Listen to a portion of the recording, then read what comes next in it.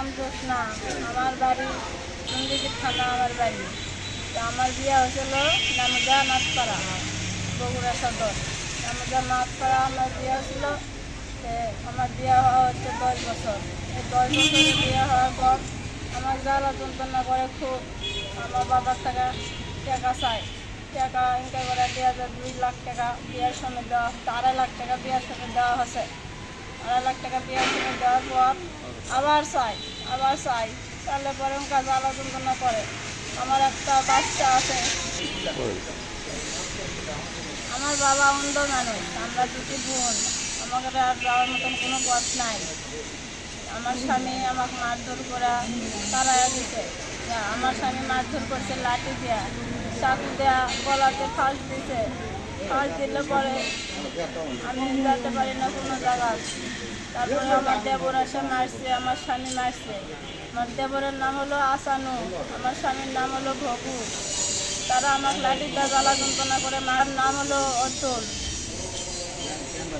বাবার নাম অতুল। তারা সবাই আসে আমার ধরে জ্বালা যন্ত্রণা করে, আমাকে সিএনজিত করে মেম্বার দেখিয়ে আমাকে সিএনজিত করে পাঠিয়ে দিছে। এই অবস্থায় আমার আর কিছু কাপড় চুপড় আর কিছু দেয়নি। কাপড় ছিঁড়া অবস্থায় আমাকে দিয়ে পাঠাচ্ছে।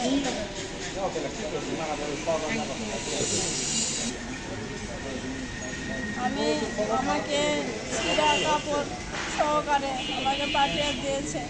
আমি এখন কোথায় যাব? বাবার বাড়িতে যেতে পারছি না, এখানেও যেতে পারছি না। তাই আমি আইনগত ব্যবস্থা নেব। আমি আর কোথায় যাব? আমার বাবা অন্ধ মানুষ, তার কাছে যাইও আমি কি করবো?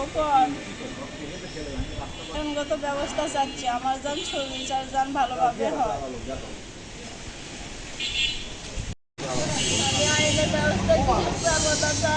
আমার একটা বাচ্চা আছে, আমি এই বাচ্চাটা কোথায় যাবো স্যার? আমার বাবা অন্ধ, আমি কোথায় যে বলবো স্যার? আমি এই বাচ্চা নিয়ে আমি কোথায় যাবো স্যার? আমাকে এই বাচ্চা যন্ত্রণা করে।